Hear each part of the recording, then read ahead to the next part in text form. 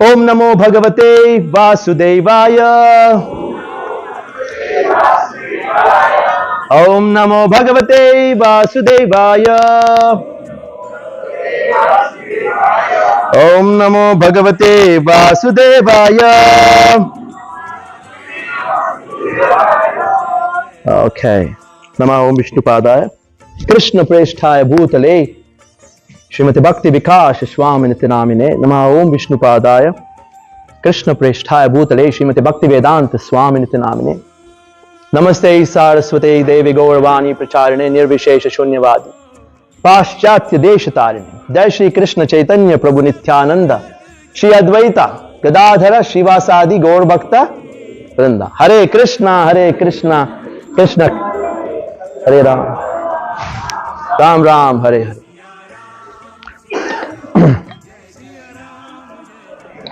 आजकल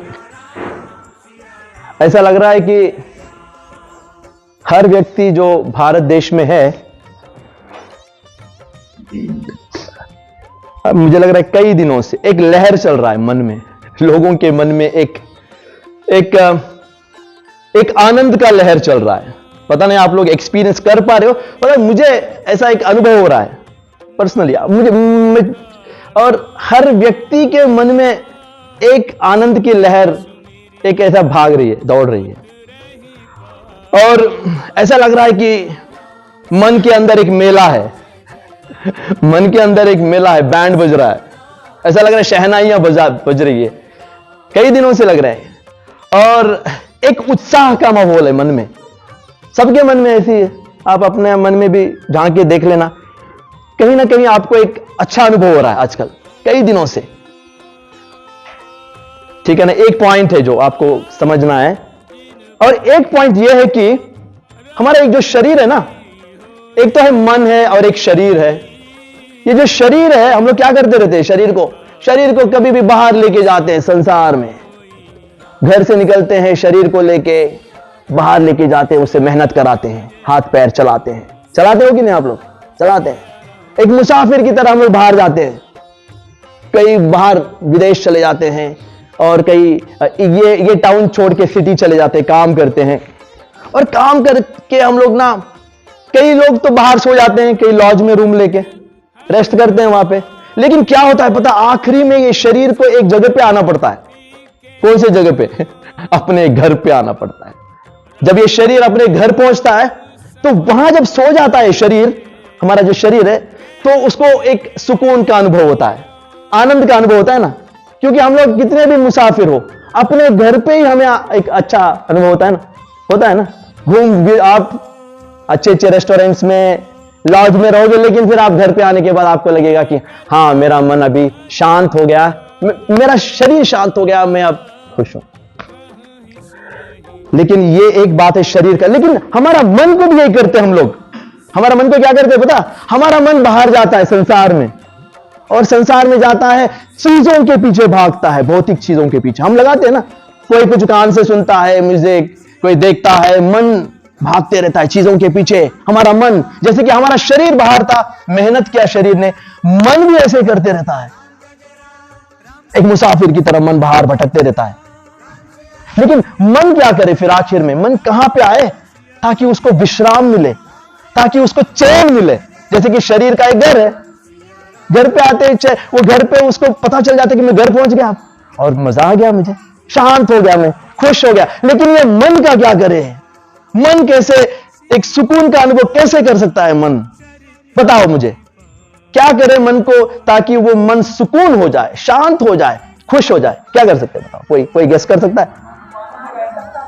तो घर क्या होता है बताओ? जब शरीर का एक घर है, एक मकान है, जो मन का घर क्या होता है? मन किस चीज को घर बना के बाहर रहे, ताकि ये जो बाहर की चीजों में इतना लगाव था, फिर आने के बाद हाँ शांति। कैसे हो सकता है? एक ही चीज रह सकता है, उसको बोलते हैं ऑब्जेक्ट ऑफ थॉट। इसको बोलते एक विचार चाहिए मन को। मन विचारों पे चलता है। आपको ऐसा विचार चाहिए, वो विचार से आप वो उस चीज के बारे में सोचने के बाद आपका मन शांत हो जाए। ऐसा कोई चीज है जिसके बारे में सोचते आपका मन को लगेगा कि हाँ मैं घर पहुंच गया? क्या चीज है ऐसा बताओ? जिसको सोचने के बाद मन एकदम शांत हो जाता है, उसका घर उसको प्राप्त हो जाता है। माता जी बताओ क्या है? भगवान, ठीक है, ये एक सोच अच्छा है, यही सोच है एक्चुअली, भगवान का विचार। भगवान बता रहे भगवत गीता, मन मना भव मद भक्तो, मन को लगाओ। मन को लगाने का मतलब है भगवान की सोच में मन को लगाओ, क्योंकि मन का घर भगवान का विचार ही है और कुछ नहीं है।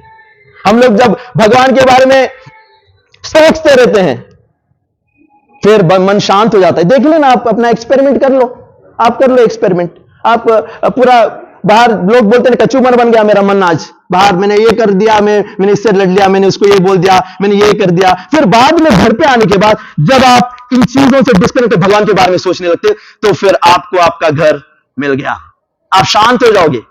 भगवान इसीलिए बोल, क्योंकि ना प्रॉब्लम क्या है पता, शरीर को लगाना आसान है चीजों में, शरीर तो लग जाएगा, लेकिन मन को भगवान में लगाना मुश्किल है। शरीर आप बोलोगे मैं सेवा करूंगा प्रभु, क्या करूं बोलो?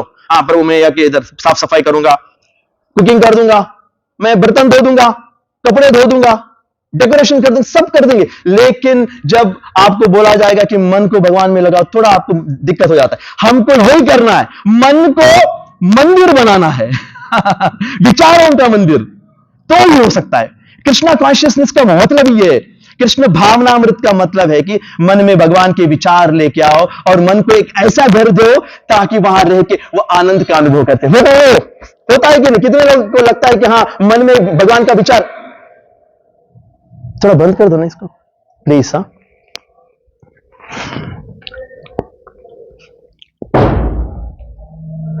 मन में क्या बनाना चाहिए? एक मंदिर बनाना चाहिए। और क्या क्या उस मंदिर किस चीज से बना होना चाहिए? भगवान के विचारों के बारे में, भगवान के रूप के बारे में सोचो, भगवान की लीलाएं सोचो, भक्तों के बारे में सोचो, भगवान के दानों के बारे में सोचो, भगवत गीता के श्लोकों के बारे में सोचो। ये सारे चीजें भगवान के विचार है। ये क्या चल रहा है बाहर? लोरी कुछ क्या?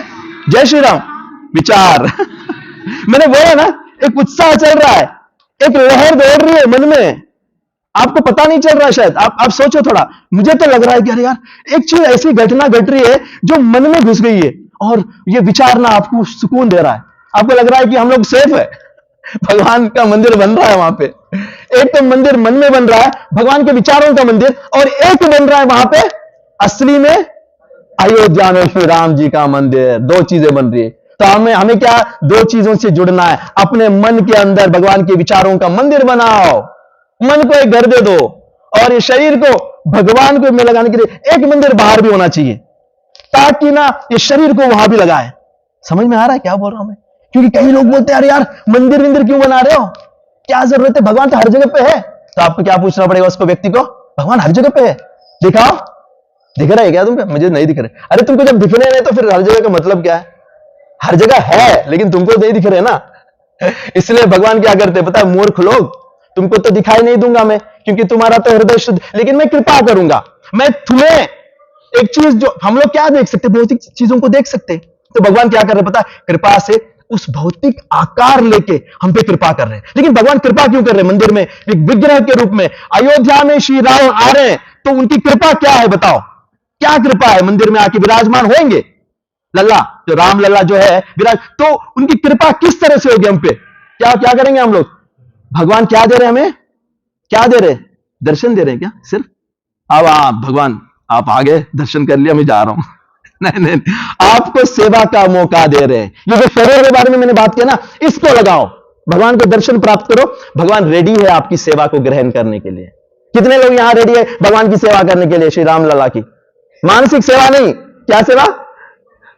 शारीरिक सेवा भी चाहिए तो मैं इसलिए आज ये जो अयोध्या श्री राम जी का मंदिर है, तो उसके बारे में थोड़ा सा आपको, तो मैंने ये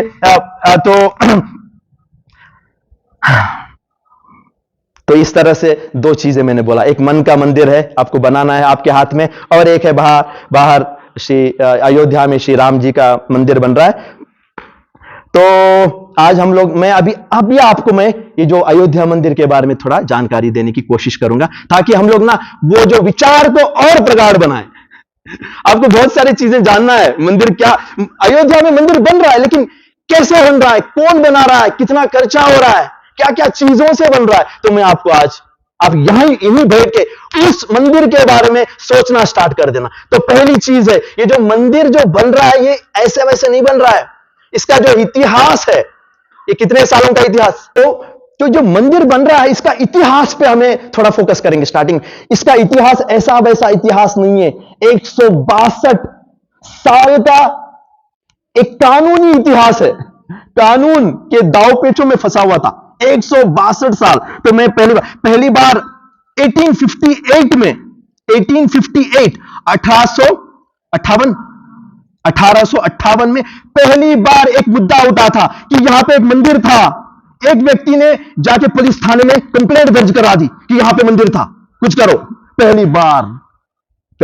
उसके बाद क्या हुआ? उसके बाद हुआ कि फिर बाद में कानूनी दाव पेचों में फंस गया, और फिर 2010 में इलाहाबाद हाईकोर्ट ने एक वर्डिक्ट दिया था। वर्डिक्ट को हिंदी में क्या बोलेंगे? एक डिसीजन मिला था। क्या डिसीजन पाया था पता है? ये जो जगह है जहां पे मंदिर था, जो एक केस किया गया है, लेकिन इलाहाबाद हाईकोर्ट ने ये जो जगह को 3 हिस्सों में बांट दिया। इसका मतलब है रामलला को कितना जगह मिला? उसमें 1/3 जगह ही मिला। ये क्या खुशी का बात है क्या हमारे लिए? ये तो बहुत दुख की बात है। तो फिर क्या हुआ? फिर से एक अपील किया गया, और फिर बाद में 2019 को नवंबर 9 को सुप्रीम कोर्ट ने फिर से एक जजमेंट पास किया। क्या जजमेंट पास किया? तो यहां पे क्या बनेगा? राम मंदिर बनेगा, और कुछ नहीं बनेगा। लेकिन सुप्रीम कोर्ट ने यह जजमेंट किस आधार पे पास किया? जो 162 सालों में नहीं हुआ, वो 2019 में कैसे हो गया? किस आधार पे? इसका आधार भी है, आपको समझना है, क्योंकि मंदिर के बारे में सोच रहे ना। यह आधार यह है कि एक डिपार्टमेंट है, Indian archaeological survey of India. ये खुदाई करती है, जहां भी ऐतिहासिक चीजें हैं ना, वहां खुदाई करके वहां क्या है वो ढूंढती है। तो उसमें एक व्यक्ति था, उसका नाम है के मोहम्मद। वो रीजनल डायरेक्टर था, वो बीबी लाल डायरेक्टर थे, उनके नीचे काम करता था। उन्होंने एक खुदाई की वहां पे। वो टाइम की बात नहीं कर रहा हूं, 2019 की बात नहीं कर रहा हूं। ये जो के मोहम्मद और उनका टीम था ना, उन्होंने 1976 और 1977 में एक खुदाई की थी वहां पे। कहां पे की थी? जहां पे मंदिर है ना अभी, वहां पे खुदाई की। तो वहां पे उनको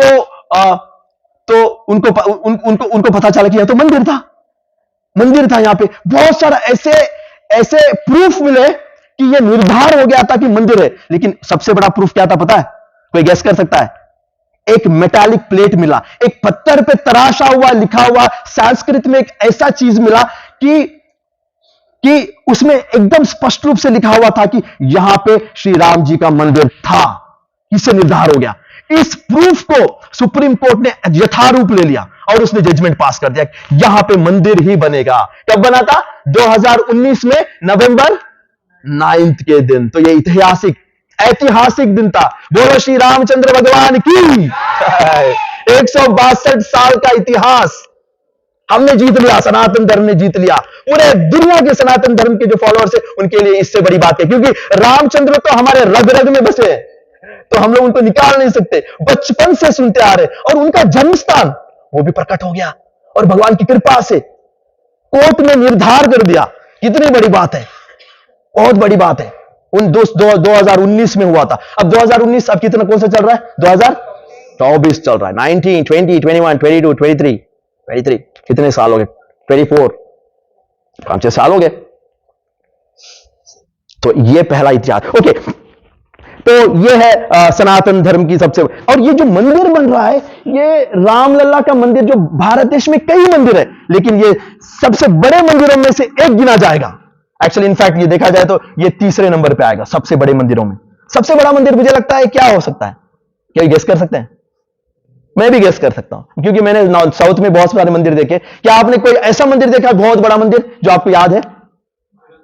कौन सा मंदिर?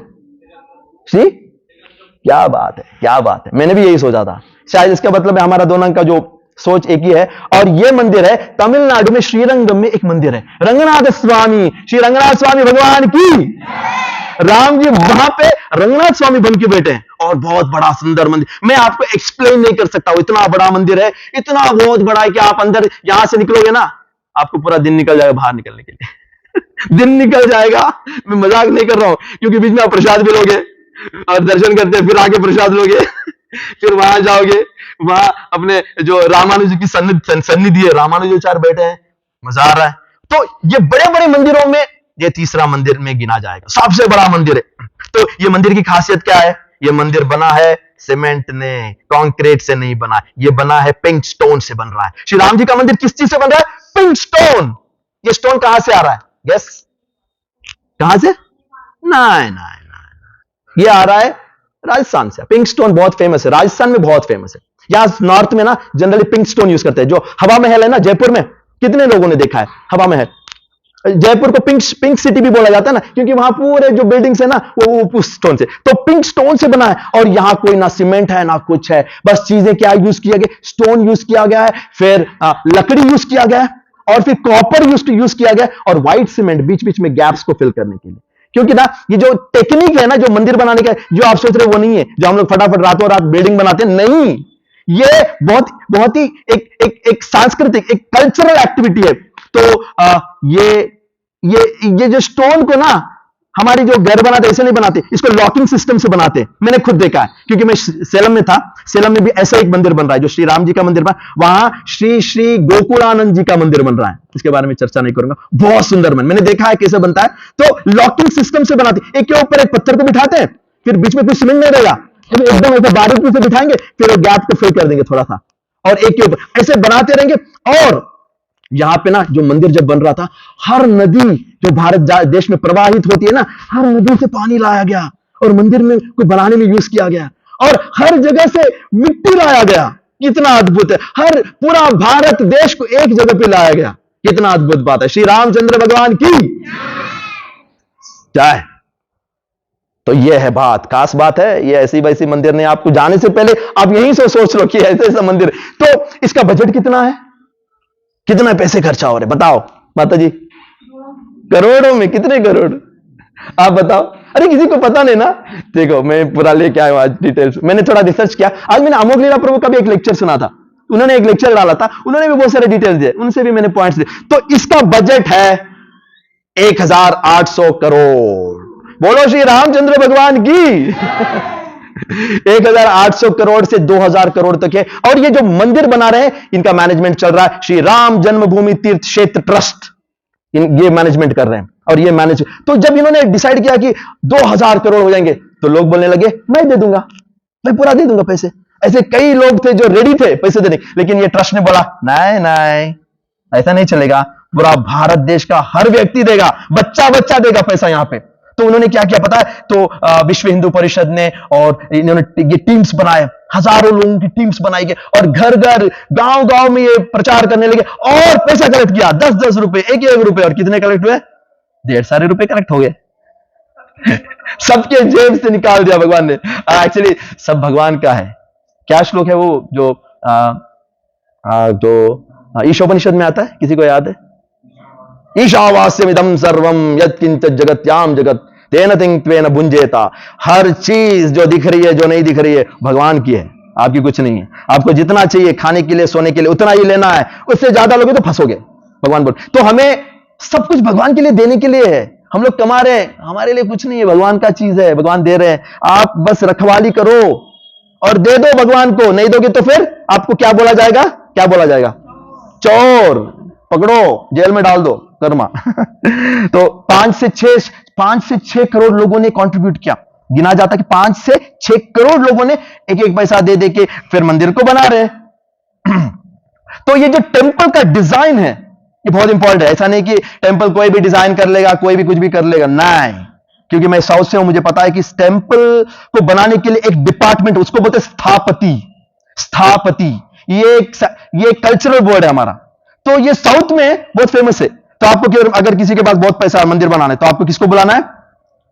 किसको बुलाना है? सिविल कॉन्ट्रैक्टर को नहीं, L&T को नहीं, आपको बुलाना है स्थापति। पहले वो डिजाइन करेगा, स्थापति, क्योंकि वो शास्त्रों के अनुसार वास्तु देखेगा जगह का, फिर उसके बाद शिल्पकला, क्या क्या डिजाइन सी, पिलर्स पे क्या होगा, भगवान का रूप कैसे रहेगा, सब कुछ डिसाइड करेगा। क्योंकि वो एक्सपर्ट है। तो ये डिपार्टमेंट है, एक फैमिली है भारत देश में बहुत प्रसिद्ध है, वो फैमिली है सोमपुरा फैमिली। उन्होंने ये मंदिर को डिजाइन किया। ये फैमिली के सबसे बड़े जो मेन व्यक्ति है उनका नाम है चंद्रकांत सोमपुरा है, जो दिग्गज है। और उनकी जो पीढ़ियां है ना, 15 पीढ़ियों ने सिर्फ मंदिरों के डिजाइन बनाए, उनका कुछ काम ही नहीं है। स्थापति का मतलब है इन्होंने कई 100 मंदिर बना लिए। और ये आप द्वारका में जाते हो ना, सोमनाथ मंदिर कहां पे? द्वारका में ना, गुजरात में। तो ये सोमनाथ मंदिर को भी किसने डिजाइन किया? कोई गैस? सोमपुरा फैमिली ने। तो ये बहुत स्पेशल है। तो ये फैमिली ने इन्होंने डिजाइन किया, और ये बहुत ही ऐतिहासिक चीज है कि उन्होंने डिजाइन किया। और फिर मंदिर का साइज क्या है, कितना बड़ा मंदिर है? कोई गैस कर सकता है कितना लैंड में यह मंदिर बन रहा है? कितना लैंड में बन रहा है? कोई गैस कर सकता है? यह बन रहा है करीब 60 एकड़ जमीन पे बन रहा है। जो पूरा जगह जो है, कितना जगह है? 60 एकड़ जगह। जो मंदिर बन रहा है वो 2.7 एकड़ में मंदिर का जगह है। और पूरा बाहर पूरा बहुत बड़ा कॉम्प्लेक्स बन रहा है, क्योंकि कई चीजें रहेंगी ना, मंदिर तो बीच में रहेगा। तो 2.7 एकड़ में मंदिर बनेगा। और ये मंदिर की जो लंबाई कितनी है? 360 फीट लंबाई, 360 फीट लंबाई, और चौड़ाई है 235 फीट। और हाइट कितना है? कोई गैस कर सकता है? हाइट है 161 फीट हाइट। जो टॉप मोस्ट को क्या बोलते हैं? मंदिरों के जो ऊपर की जो सबकी चोटी को क्या बोलते हैं? क्या बोलते हैं? क्या बोलते हैं? क्या बोलते हैं? शिखर, गुंबज। हरे कृष्णा। तो 161 फीट जो हाइट है, और मैंने बोला डायमेंशंस बोल दिया, बहुत सुंदर है ना, कितने अच्छे डिटेल्स है। और कितने फ्लोर्स है पता है मंदिर में? कितने फ्लोर्स है? Can you guess? इसके 3 फ्लोर है, ग्राउंड +1 +2। बहुत सुंदर, 3 फ्लोर में मंदिर बन रहा है। और हर फ्लोर का जो हाइट है 20 फीट। 20 फीट। जो फॉर एग्जांपल ये कितना होगा? ये कितना होगा अखिल? 30 फीट 13। ओके, ठीक है। ये 20 फुट बहुत हाइट है। इसका मतलब बीच में पिलर्स भी आएंगे, क्योंकि वो जो ऊपर जो खड़ा करेंगे ना, तो 20 फीट का हाइट है। और जो ग्राउंड फ्लोर में कितने पिलर्स है पता है? पिलर्स ही बोलेंगे ना आप लोग, क्या बोलेंगे? पिलर्स, स्तंभ। तो 160 पिलर रहेंगे। 160 पिलर ग्राउंड फ्लोर में, और फर्स्ट फ्लोर में रहेंगे 132 पिलर। और टॉप मोस्ट फ्लोर में कितने रहेंगे? 74 पिलर्स रहेंगे। टोटल मिला के आपको 400 पिलर रहेंगे। और हर पिलर पे इतना एकदम ब्यूटीफुल कार्विंग्स रहेंगे। पता नहीं कैसे कार्विंग्स, आपको जाके देखना ही पड़ेगा। मैं इसके बारे में कुछ बता नहीं सकता। मैंने सेलम में देखा है बहुत सुंदर कार्विंग्स।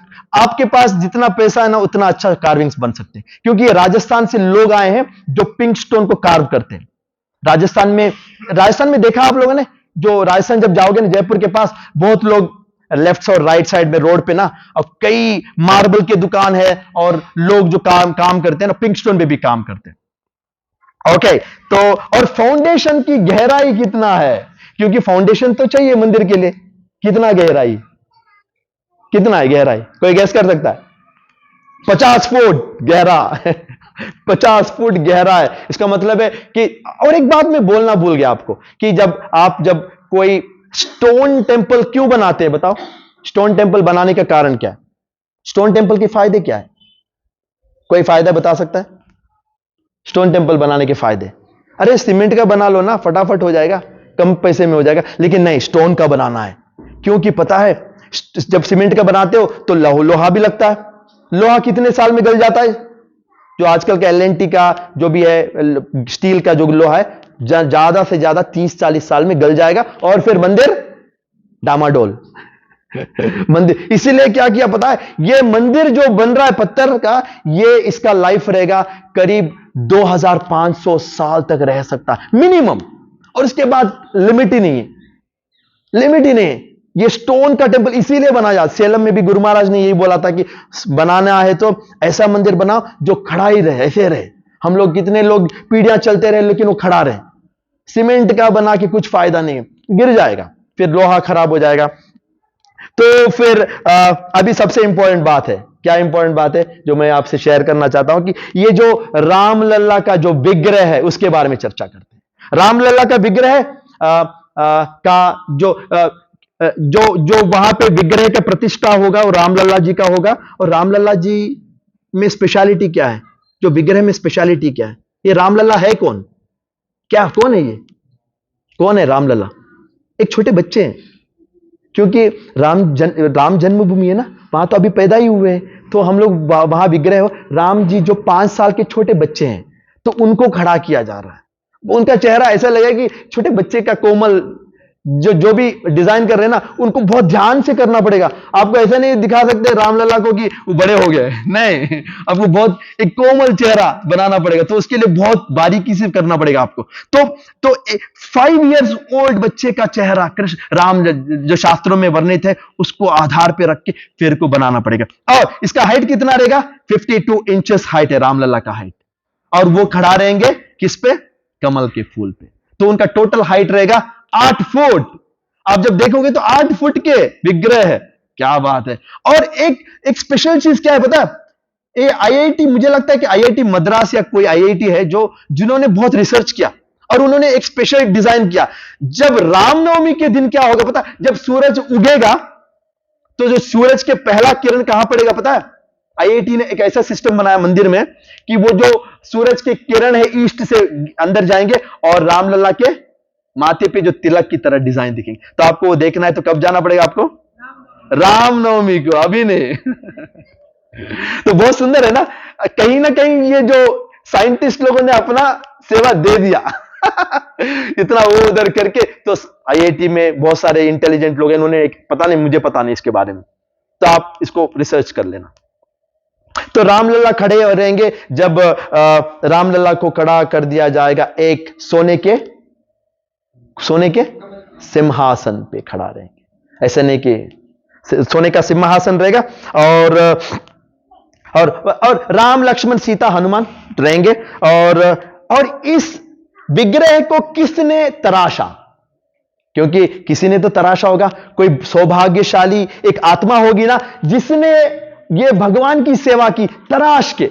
एक्चुअली तीन लोगों को ये काम दिया गया था, तीन बहुत जो भारत देश के सबसे अच्छे तराश, जो स्कल्पचर्स बोलते हैं इंग्लिश में, हिंदी में क्या बोलेंगे,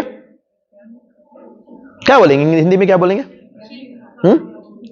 वैज्ञानिक नहीं, वो साइंटिस्ट हो गए, शिल्पकार, करेक्ट, शिल्पकार है ना, जो अपने हाथ के हुनर से वो करते हैं। तो लेकिन यहां मैंने पढ़ा कि ये जो व्यक्ति है इसका नाम है योगीराज अरुण। आप जो भी है गूगल में देख लें, योगीराज अरुण है, जिन्होंने एक यंग स्कल्प्टर है, आप देखोगे तो लगेगा अरे यार ये तो बहुत यंग है, इनके पास इतना हुनर कैसे आ गया। भगवान की कृपा से उनके पास इतना टैलेंट है कि उनको यह टास्क दिया गया, 3 लोगों को दिया गया, एक नॉर्थ इंडियन है, 2 कर्नाटक से है, बैंगलोर से कहीं से है। तो उसमें योगीराज जी ने जो बनाया ना रामलला का जो विग्रह बहुत सुंदर है, तो उनको डिसाइड कर दिया गया कि इनको प्रतिष्ठा कर दिया जाएगा। रिसेंटली इन्होंने डिसाइड किया। तो और किस स्टोन से बनाया गया रामलला का विग्रह, कोई गैस कर सकता है? ये स्टोन है डार्क ब्लूइश ग्रे स्टोन, इसको बोलते हैं श्याम शिला। ये कहां मिलता है? ये भी कर्नाटक से है। ये जो स्पेशल स्टोन है, इससे रामलला का जो विग्रह है उसको तराशा किया गया। और फिर प्राण प्रतिष्ठा कब चालू होगा रामलला का? ये चालू होगा नहीं, चालू कब होगा? क्योंकि ना प्राण प्रतिष्ठा एक दिन में नहीं होता है, एक फुल प्रोसेस है। तो ये हमारे उधर के आचार्य जो है मंदिर का मैनेजमेंट ने डिसाइड किया कि 16 तारीख, जो आज क्या है, आज 14 है, तो फिर 16 तारीख को स्टार्ट हो जाएगा एक्टिविटी, जो प्रतिष्ठा का जो प्रोसेस है ना। क्योंकि भगवान को लेके आएंगे, फिर भगवान को फिर सरायू नदी में टच करेंगे, फिर उनके अभिषेक होगा, कई कार्यक्रम होंगे, और फिर फाइनली कब प्रतिष्ठापन होगा? 22 तारीख को। कब होगा? टाइम, क्योंकि मुहूर्त है, नक्षत्र भी है। कौन से मुहूर्त पे होगा? टाइम बताओ। 12:20 पे, और नक्षत्र होगा मृगशिरा नक्षत्र, बहुत अद्भुत पावन नक्षत्र में राम जी का स्थापना हो जाएगा। और कर कौन रहे स्थापना? कर कौन रहे?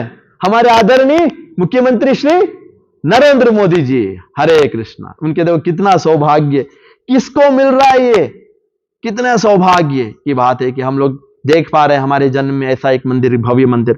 तो पुजारी कौन होगा? आपको ये भी बोल रहा हूं, पुजारी को भी डिसाइड करने के लिए बहुत बड़ा चुनाव हो गया था। कई लोग थे जो पुजारी बनना चाहते, लेकिन हर किसी को थोड़ी अलाउ करेंगे। तो एक पुजारी है जो वाराणसी से है, उनका नाम है लक्ष्मीकांत दीक्षित। दीक्षित जी इधर ही आपने, लक्ष्मीकांत दीक्षित जी है। मैंने सुना कि बहुत यंग है, बहुत अच्छे पुजारी है उनको। और नरेंद्र मोदी जी ने बोला कि उस दिन हम क्या सेलिब्रेट करना चाहिए सारे लोग घरों पे? दीपावली। दीपावली का इसका मतलब है हम क्या कर सकते हैं? हमारी तरफ से हम लोग तो देख नहीं सकते जाके वहां पे, तो हम लोग यहां पे भगवान की सेवा में हम लोग उनके लिए दीपावली दीप घर पे लगा सकते हैं। कितना सुंदर बात है, हम लोग को करना चाहिए। अच्छा है, हमारी श्रद्धा को दिखाना चाहिए, भगवान को यहां से प्रार्थना कर। तो इस्कॉन के भक्त क्या कर रहे हैं? हम लोग क्या कर रहे हैं? हमारे लिए एक स्पेशल इन्विटेशन है, आप सब लोग को एक स्पेशल इन्विटेशन है। हमारे 500 भक्त जो है वहां पे उपस्थित रहेंगे। ये जो 16 तारीख से जो भी चलेगा ना कार्यक्रम, तो मैंने सुना कि अमोघ लीला प्रभु ने बोला कि 500 लोगों को इनवाइट किया गया जो कीर्तन करेंगे, नगर संकीर्तन, और पदयात्रा भी पहुंच जाएगा वहां पे। हमारे इस्कॉन का पदयात्रा है जो 500 लोग वहां पे हरि नाम संकीर्तन की, हरे कृष्णा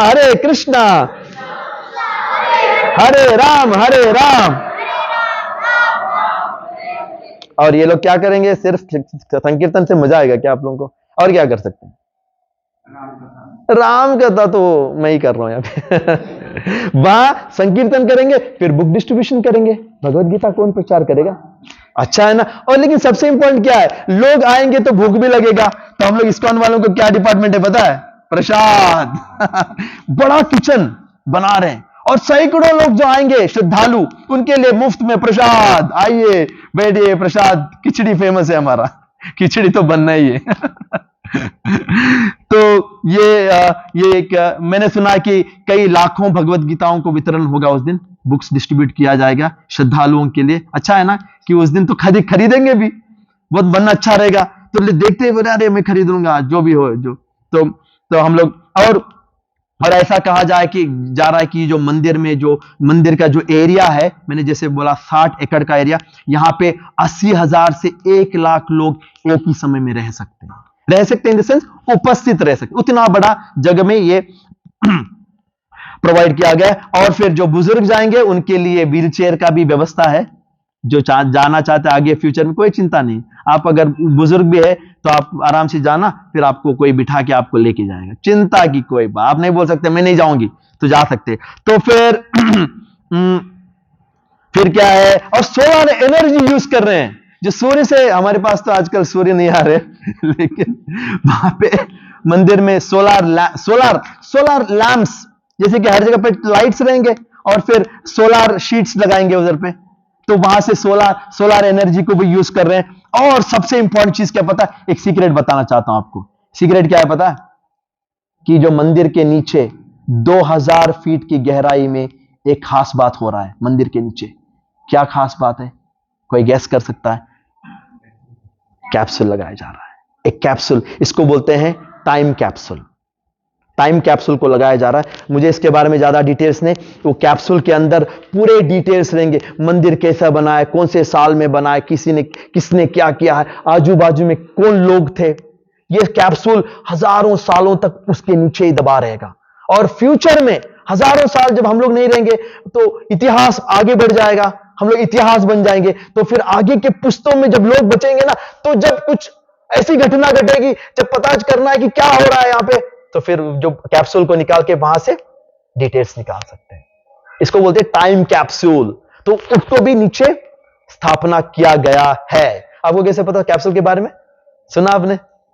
सुना है? आप किसी ने भी नहीं सुना कैप्सूल के बारे में? टाइम कैप्सूल आपने सुना? टाइम कैप्सूल के बारे में ये तो पता नहीं कितना रहेगा वो, शायद उसमें बहुत सारे बुक्स भी रह सकते हैं। आपने भी सुना है? क्या बात है, गुड। ओके, तो आप जब जाओगे, लेकिन एक तो वहां पे आपके लिए मंदिर के एंट्रेंस में एक स्पेशल चीज दिखाई देगी। क्या दिखाई देगी पता है? आपको इतना बड़ा एक घंटा दिखाई देगा, आपको उसको बजाना है आपको। लेकिन जब आप बजाओगे वो घंटे को, कहां तक आवाज सुनाई देगी पता है? कितने दूर तक जाएगी आवाज? ये कोई ऐसी वैसी बेल नहीं है टिंग बोल के साउंड आने की, ये 10 किलोमीटर तक जाएगी साउंड। ये आ रहा है रामेश्वरम से, एक स्पेशल बेल है, बेल बना रहे, क्योंकि साउथ में ना बेल चलता है हर जगह पे, यहां बेल कम रहता है ना, तो बहुत सारे बेल्स बनेंगे। उसमें से सबसे स्पेशल बेल है ये रामेश्वरम से एक बेल मंगाई जा रहा है। पता नहीं इसका कॉस्ट कितना है, साइज कितना है, हो सकता है इतना बड़ा हो जाए ताकि हम लोग इस जस्ट धीरे से 10 किलोमीटर तक आप यहां बचाओगे तो वहां पे बहुत दूर तक आपको आप जाओगे। वहां पे शायद थोड़े दिन के बाद हमें भी मौका मिलेगा, जब जाएंगे तो फिर हमें रहने के लिए वहां पे गेस्ट हाउसेस है, आप लोग आराम से रह सकते हैं। अच्छे गेस्ट हाउसेस बनाए उन्होंने, और पार्क्स भी है। आपको लग रहा है कि आप थके हुए हो, प्रसाद खाया, पार्क में जाके थोड़ा रेस्ट कर लो। और पार्क से फिर फुव्वारे हैं, फाउंटेन्स, तो आपको अभी भी लग रहा है यार कितना सुंदर होगा ना, क्योंकि जब तिरुपति जाओगे, तिरुमला, कितने लोग गए तिरुपति, तिरुमला, एक ही, 2, 3, 4, तो आप वहां भी मजा आता है ना, ऊपर फव्वारे हैं, पार्क्स है, अच्छे अच्छे गेस्ट हाउसेस है, एकदम क्लीन, बहुत मजा आ रहा है आपको। तो वहां पे म्यूजियम भी है, जो इतिहास है मंदिर का वो पूरा म्यूजियम भी है, म्यूजियम भी आप जा सकते हो। और फिर लेकिन वहां पहुंचोगे कैसे, यहां से जाओगे कैसे? अगर आपको जाना है तो आपको वहां पे एक स्पेशल इंटरनेशनल एयरपोर्ट रेडी है। उसका नाम क्या है? उसका नाम है महर्षि वाल्मीकि इंटरनेशनल एयरपोर्ट। सीधा चढ़ जाओ फ्लाइट में, वहां पे उतर जाओ। अगर आपके पास फ्लाइट में जाने की आप नहीं जा रहे हो, ट्रेन में जाना चाहते हो, तो आपको 19 जनवरी से, आज क्या है, 14 है, 19 जनवरी से 1000 ट्रेन हर दिशा से कहां बढ़ रही है ट्रेन? अयोध्या की ओर। अब कोई भी ट्रेन चढ़ जाओगे, कहां जाओगे? अयोध्या का ट्रेन है। तो हर जगह से हजारों ट्रेन निकल रही है। कितनी खुशी की बात है। इतना ऐतिहासिक संगठन तो मैंने कभी सुना नहीं है। एक चीज के पीछे इतने आत्माएं लगी हुई है। तो हजार ट्रेन, सुना है आपने? 1000 train, 1000 train, all going towards Ayodhya Dham. Shri Ramchandra भगवान की, अयोध्यापति श्री रामचंद्र भगवान की। तो फाइनली कब प्रतिष्ठा होगा भगवान का? 22 तारीख को होगा। लेकिन हमारे लिए कब खुलेगा? आप नहीं जा सकते 22 को, सिर्फ 10,000 लोग अंदर रहेंगे मंदिर के अंदर, आप लोग अलाउड नहीं है। बहुत चुने लोगों को अलाउ किया जा रहा है, 22 को भी और फिर 23 को भी। इसका मतलब है कब खुलेगा मंदिर हमारे लिए? मार्च में नहीं, 24 को खुल रहा है, 24 को खुल जाएगा सबके लिए। लेकिन आप फंस जाओगे, मत जाना भी। हम लोग जाएंगे, पता नहीं, हम लोग वो जो पता नहीं, उधर हम लोग यहां बैठ के मन से विचार ही कर सकते हैं, ऐसा हो सकता है, ऐसा पता नहीं क्या हो सकता है, वहां क्या हो रहा है। हरे कृष्णा हरे कृष्णा हरे राम श्री रामचंद्र भगवान की, सीताराम लक्ष्मण हनुमान की। समाप्त। हरे कृष्णा। तो मैंने सोचा कि ये जो टेक्निकल डिटेल्स है, कितना टाइम हो गया? अच्छा, टाइम तो ठीक हो गया, 45 मिनट्स था मेरा।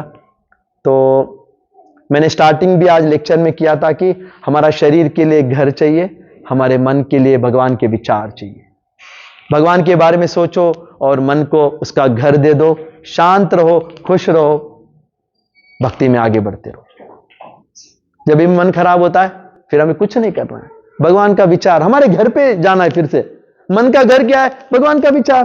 मन खराब हो गया तो ट्यूमर बन गया, किसी ने कुछ बोल दिया, ये हो गया, ठीक है, भगवान के बारे में सोचेंगे हम लोग, फिर से हम लोग प्योर हो जाएंगे, कुछ प्रॉब्लम नहीं है, आसान है हमें। कितने लोग भगवान का विचार करेंगे? आपसे बताओ, कितने लोग कोशिश करेंगे कि भगवान का विचार रहे हर दिन, है ना? अच्छा है ना? और भगवान का मंदिर की सेवा भी करो आप अपने शरीर से।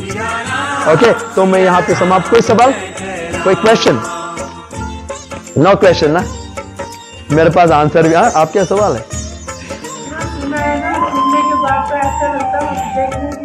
देखने की इच्छा आ गया आपको, मन में विचार आ गया देखने का।